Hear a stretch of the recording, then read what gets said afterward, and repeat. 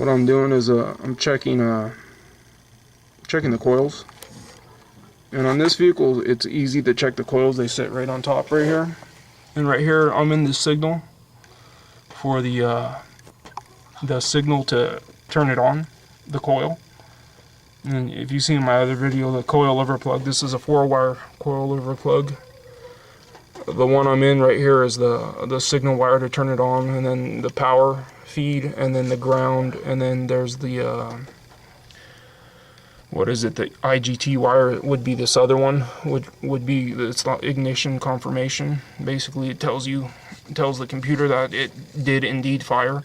But what I'm doing is I'm checking the coils, and what you can do is you could check the resistance of the primary coil, which is disconnect this and check the outer pins. But like I'm gonna have a expedition that's having a intermittent misfire, and the expeditions were known for the coils going bad. So all I have to do is plug into the front part, like cylinder 1, the one I could access, and get a T-pin back there. And then I'm tapped into the ground right here in this vehicle.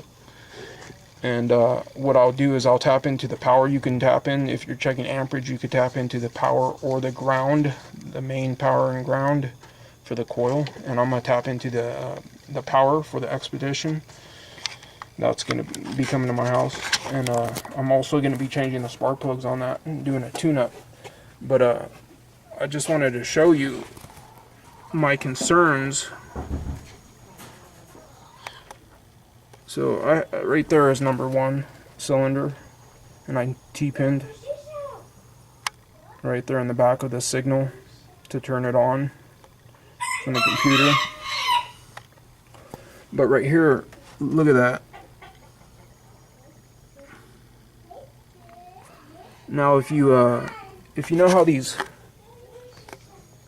I'm set on the 20 amp DC, and according to the 20 amp DC, what it is it is 100 millivolts equals 1 amp. So what we gotta do a little bit of math here. So let me see. We're at, let me see, I'll drop it down a little bit. Okay, so if you notice right here, that's 500 millivolts, right? So each square right here, each one of the squares from here to here is 500 millivolts. So we put this, let me see where 0 is. So that would be about 0, but we can't see it, so we want to see it. So we want to drop this down to the next line. So the next line is about, sorry, 0 it, see the line's right underneath it. And then we'll drop it down so we can see the top. We'll go right to the line right there. And now we can see the top, and you can see the difference of the top. Top's like, look at the top on that one. And it was consistently doing it. I was recording, or I was working with this earlier. And that's signs of early indications of like a shorted coil. And in this design, I don't believe it'll take out the computer. But like in the Expedition, I think it's a 2-wire instead of a 4-wire, and the transistor is inside of the computer, and it switches on and off. And if you have a shorted coil, it'll take out the transistor inside of the computer, therefore taking out the computer, which is, nobody's happy about that. And I've seen it happen, I think two times already. So I haven't even seen the Expedition yet, but I want to just do this easy test, and I just want to check the coils to see if maybe it's misfiring or whatever.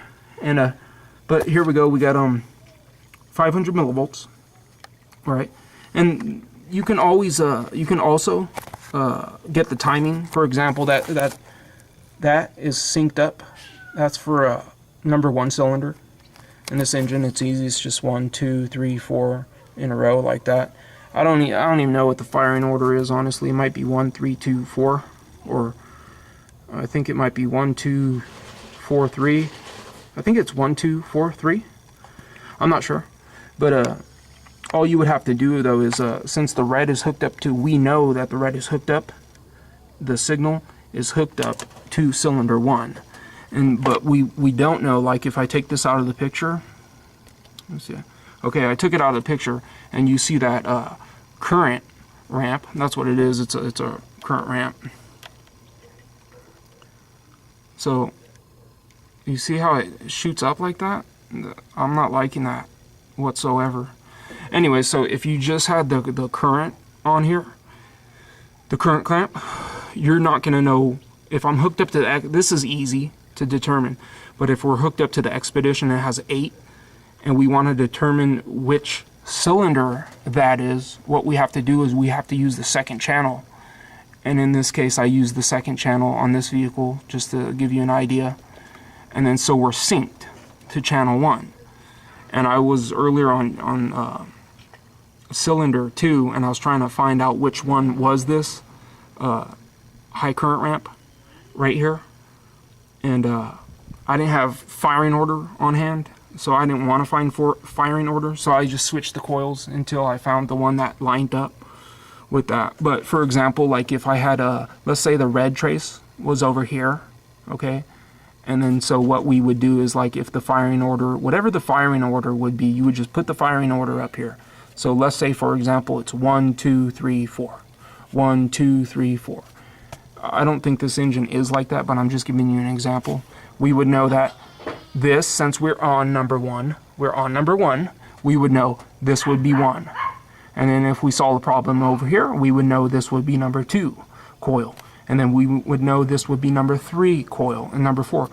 Or, for example, if the firing order was 1 3 4 2, 1 3 4 2, then we would know this is number 1 because we know it, we're hooked up to that.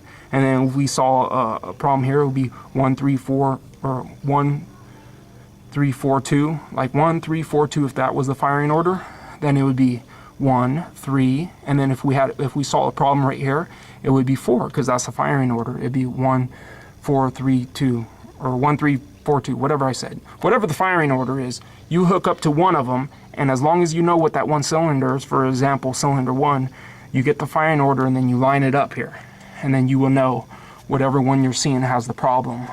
I'll show you more in depth.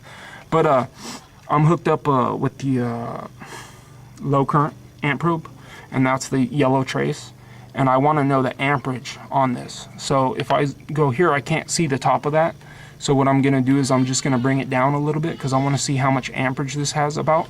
And so if you notice, I'm at about 500 millivolts.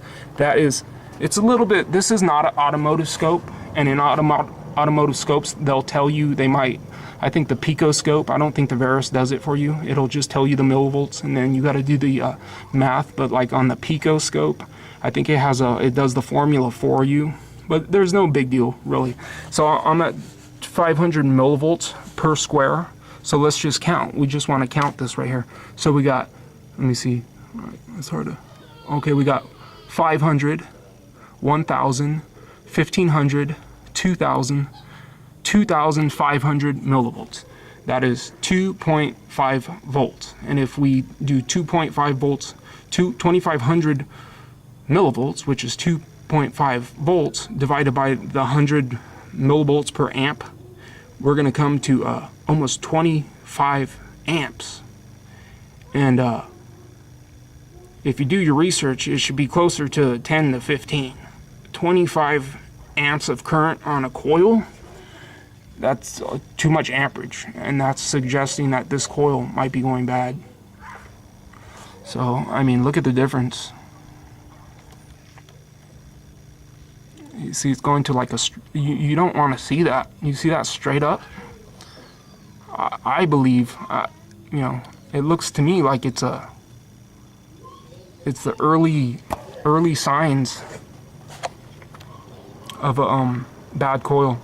Now, I may be wrong, but I mean, that's what it looks like to me. And since on this vehicle, I don't believe a bad coil will take out the computer with it. But on this vehicle, there was a misfire at one time, and everything was checked, compression, ignition, I mean, everything was checked. And I honestly believe that this was the cause of the misfire at one point. it's pulling too much amperage and it won't fire correctly with that much amperage. So once again, like I said, in order to find what cylinder, like I'll show you, I'll make a video. We're gonna do the Expedition, and I think they have an intermittent misfire or something. I haven't even seen the vehicle. They just said it won't pass smog and it hesitates. And basically when it misfires, when you give it gas and it doesn't have that, if it's not sparking on one of the cylinders, you know, then it's gonna be, it's gonna hesitate, and it's gonna feel like it's like not going and won't get out of itself, out of its way. You know, you're going up a hill and you're running on 7 cylinders or something. It may not even set a check engine light, but the Expeditions are known for that coils. I got to do tune up and everything on it. But like I said, like let's say for example, this is let's say it was 4321, the firing order. So we know we're on number 1 because we're synced with the red voltage signal. So it would be 4321, so we know that's 1, and then it would be 4321. So if you had a problem with this one, you would know that's 1, and then 4321, and then that would be 43. That would be number 3, and this would be number 4, and this would be number 2, and then it would go over again. Now let's say the firing order on this thing was, let's say it was 1342. 1342. So it would go 1 3 4 2, 1 3 4 2. So if this was bad, you know that would be number 3, and then that would be number 4, and then that would be number 2. See, it's easy on this vehicle because it's so easy to access spark plugs. It'd take me like literally 5 minutes to change the spark plug on this thing. On the Expedition, it's going to take me over 3 hours or something like that. It's a pain in the ass to get to it. So this is why you would use this type of technique in order to check the coils. And as far as using an ohm meter and getting to the coils individually and using the ohm meter, that would take a lot of time. And I could do it because I'm taking out the spark plugs anyways. But coils and other things can fail when they're not under load. And they're not under load because they have no electricity flowing through it when you take it out and do ohm meter. So ohm meter, it might ohm fine. You might be within specifications. This coil right here, if I take it out, I can ohm it. It might be exactly within specifications, but you know, it just may not. So actually what I'll do is I'll do that right now. I'll probably take it out. I don't know if I'm gonna videotape it, but I'll take that, disconnect that coil, and I'll ohm it, and I'll ohm the other ones, and I'll see what the difference is. Anyways, that's what I'm doing, checking coils and syncing it, syncing with the voltage signal for the coil from the computer. Thanks for watching, guys.